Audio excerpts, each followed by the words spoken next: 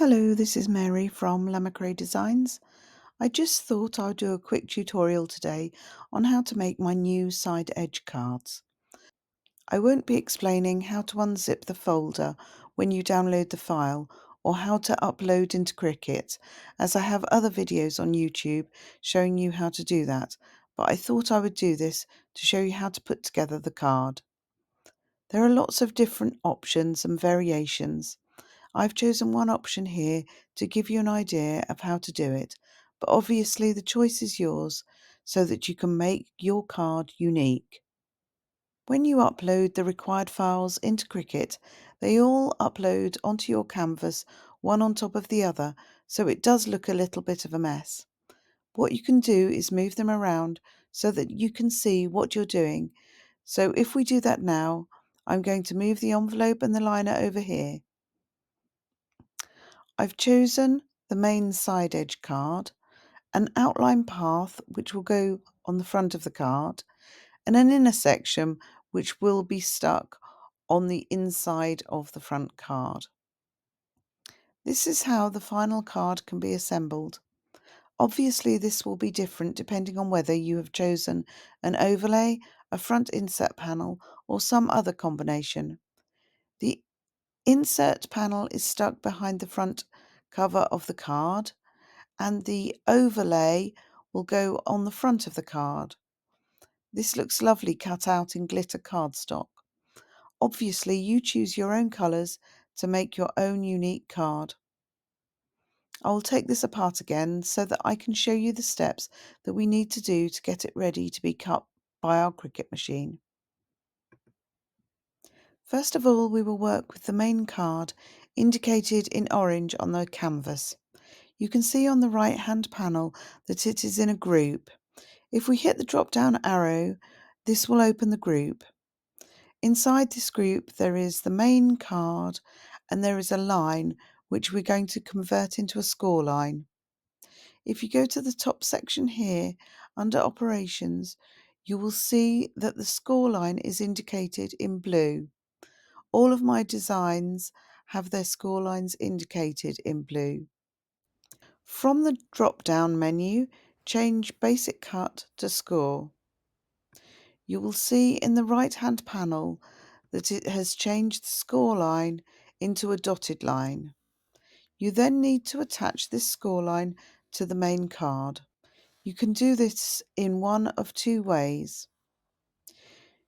On the canvas you can click, hold and drag over the card and score line, or if you would rather, you can shift and hold and select these two items on the right hand control panel.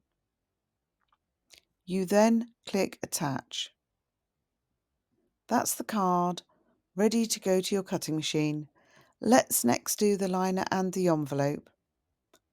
I do have a separate video explaining how to do this, but I will quickly explain. The envelope and liner are imported into Cricut in one group, so we need to ungroup them. Click the group in the right hand panel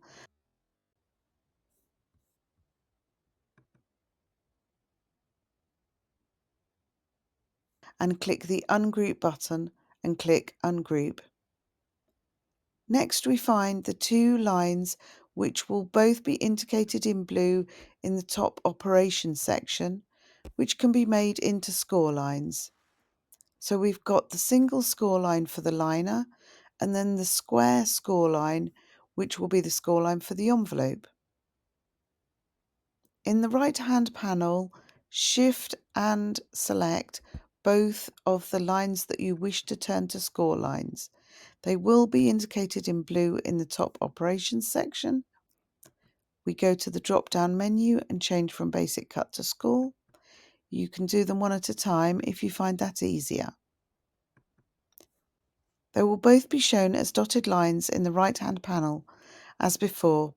Either click, hold and drag or select the right hand panel and the single score line and the liner and click attach.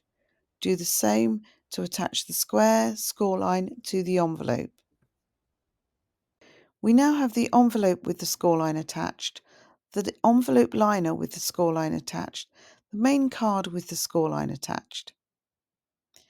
In this case, the card liner does not have a score line, but if you have chosen a full liner which covers the inside, front and back of your card, you would have to attach a score line down the middle. In this case though, we have only gone for the front panel and the offset front panel. We're ready to click Make now in the top right hand corner. Prepare your mats with the card of your choice and make sure that you keep a close eye on what order you put them into the machine to ensure that you have your correct layer cut on your chosen card. I usually use copy paper for the envelope and liner. Please remember to choose your correct paper size. I am in the UK and nearly all of our paper comes in A4 size, so all of my designs fit on an A4 sheet. Click Continue, wait until it's found your machine.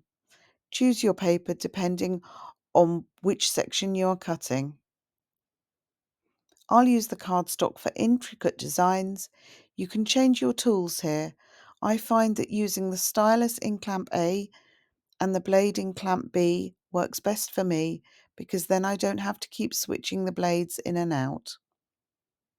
Apply, then when you have your mats in your machine, paying attention to which mat is to be cut next, continue as you usually would cut on your Cricut.